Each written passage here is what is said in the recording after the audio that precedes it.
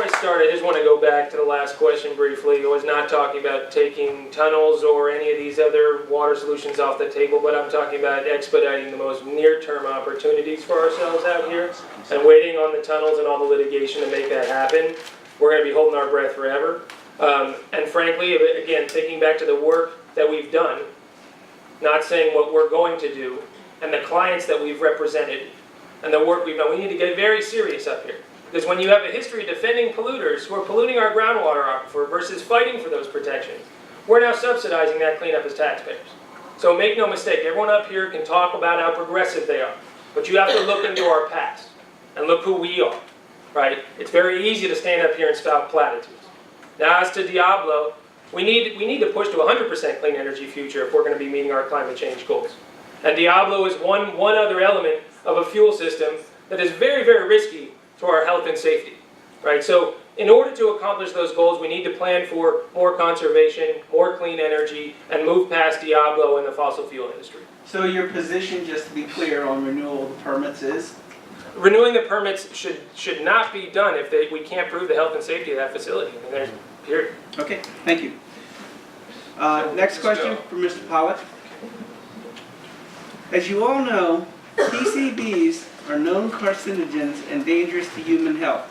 This is a particularly dangerous situation in Malibu's schools, as it would be in any schools throughout the state. Yet there are indications that PCBs in violation of federally specified limits exist in schools here in Malibu, putting both children and teachers in harm's way. As state senator representing Malibu, how would you proceed to rectify this problem? What specific steps would you take to ensure that our children and teachers are protected from breathing unhealthy air in our schools? Okay, and I'm glad I get this one first. I've spent a lot of time dealing with school construction issues. I've built schools and added on to schools in Moore Park, and I've also dealt with the bond money that makes that happen. So we're about to put a new school bond, a statewide school bond on the ballot, and I think that there should be a carve-out in that bond to provide for exactly those kind of situations. We dealt with it with having asbestos in schools, and we had to remediate that.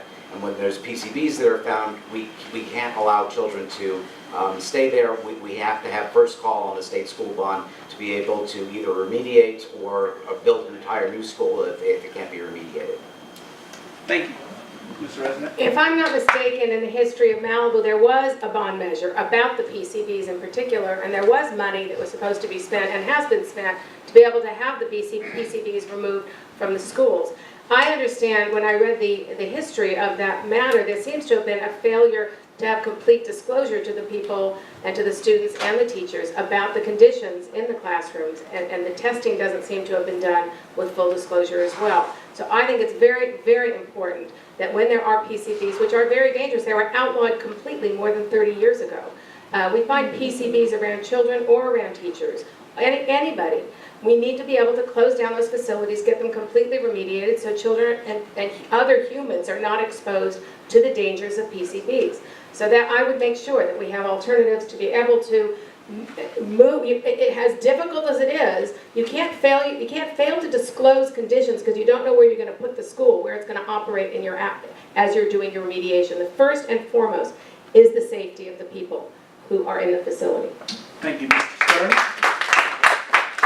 So I went to Malibu High. I've been in those classrooms. And I frankly think that this issue has just taken way too long to resolve. It's been mired in politics and in the courts. And we need to get out of the courtrooms and get past the politics and just clean up those classrooms.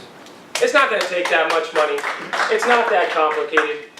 We've already started to analyze these issues. Now, we're stuck in these legal battles. There's a lot of reticence from the district and from the EPA to acknowledge the problem. But we need to push past those politics and clean up, remove the windows, do the retrofits to all the caulking in there. It's not that complicated. So we just need to get on with it. We need to get on with it. And I'm not talking about shutting down the school either or relocating all the kids, because I frankly, that kind of dislocation is going to be very, very complicated for everyone who's in there studying for their AP test right now, like I was. But we need to make a quick overhaul. We should have done it last year. So I don't even want to be talking about it right now. Right?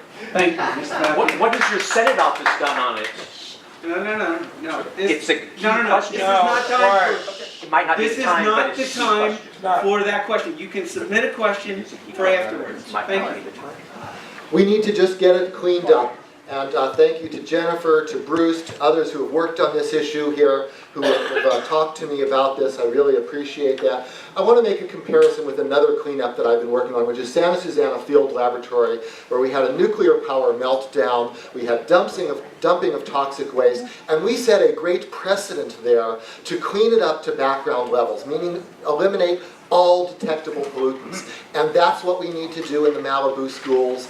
That's what we need to be doing with Whitaker Burmite in Santa Clarita. That's what we need to be doing with the pesticides in Moore Park. We have these pollution problems all over this district, and we need to get them all cleaned up as thoroughly as we possibly can, as quickly as we can.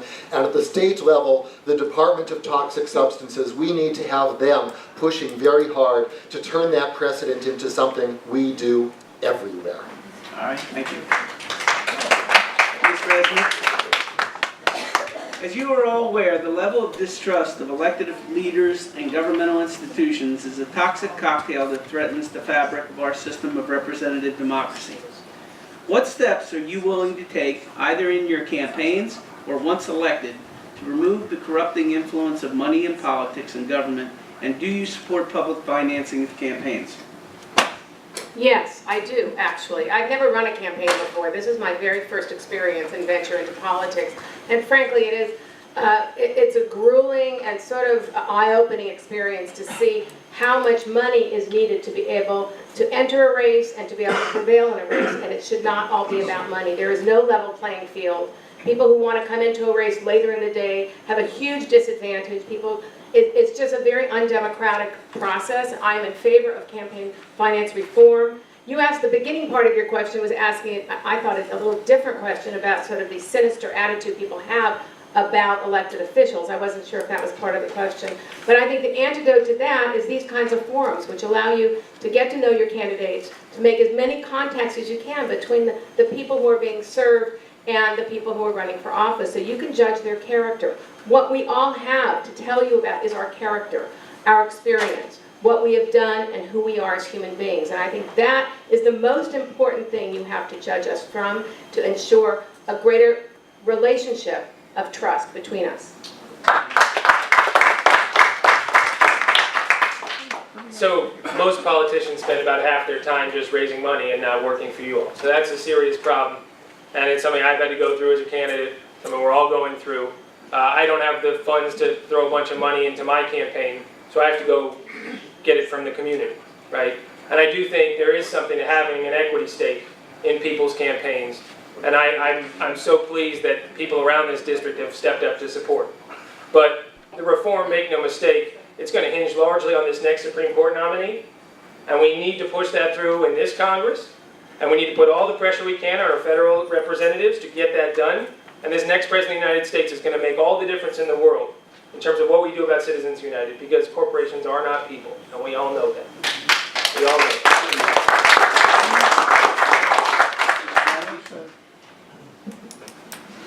Well, my campaign is mostly funded by myself, together with the small contributions from so many of you, and I really appreciate that. And we do need to change the way we finance campaigns. I was a leader in the state party's legislation committee in making it our party's top legislative priority to overturn Citizens United, and I went through and helped pick out which of the constitutional amendments that have been proposed that the party put on its list to support. And we need to have public financing of campaigns. It's really the duty of any government to ensure that every candidate is able to get their message to the voters so that the voters can make an intelligent choice. That's just part of the business of being a government. And so we need to have government helping out with listing on the ballot what your web page is, giving phone numbers, in so many ways helping get that information out, but also directly financing campaigns. We need to get that done. Thank you. I've been elected 7 times, and I've had to deal with this for a long time. And Citizens United has made a mockery out of campaign finance reform. We were actually making progress. But it's always bothered me that we judge candidates based on their ability to hustle money. That shouldn't be a big criteria in who we pick to be our elected officials.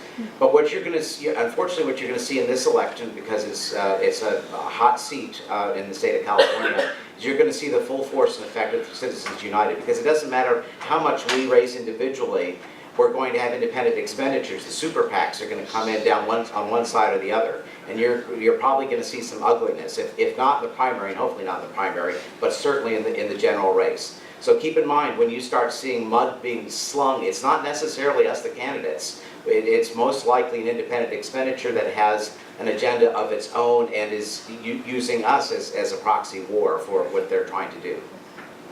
All right, next question to Mr. Stern. Development, and more particularly overdevelopment, is a very serious issue in this community, as reflected in the successful propositions Measures R and W. That placed the power to limit development through a referendum presented to the residents. Measure W passed in the most recent election by a large margin, 57 to 42%. Yet there is movement afoot in the courts to overturn the will of the people as expressed through the ballot box. If given the opportunity to represent this community in the state senate, what is your position with respect to the referenda passed by the citizens and protracted legal battles that seek to overturn the will of the people? Well, I wasn't here to vote on W or R preceding it. I was living in my new place out in Canoga Park. But to me, the effect of a court overturning the will of the people is a serious problem. I'm a strong proponent of conservation, the overdevelopment and all the pressures on this community, but also beyond. They're going to keep hard charging. They're going to keep coming for us. And I think listening to the voice was an overwhelming vote, right, in Measure W. But the fact that it's been overturned by the courts is a huge problem.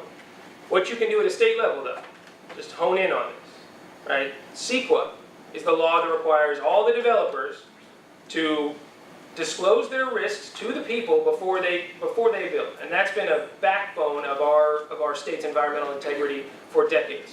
I would stand up for that law, but as someone standing here again talking about records, I'm standing next to somebody who spent their life helping develop, right? Helping put more homes in where there shouldn't be. And that's a serious problem. So I hope you all take a look at that. And again, not what we're going to do, but who we are and what we've done. That's what you need to judge this on. All right, thank you.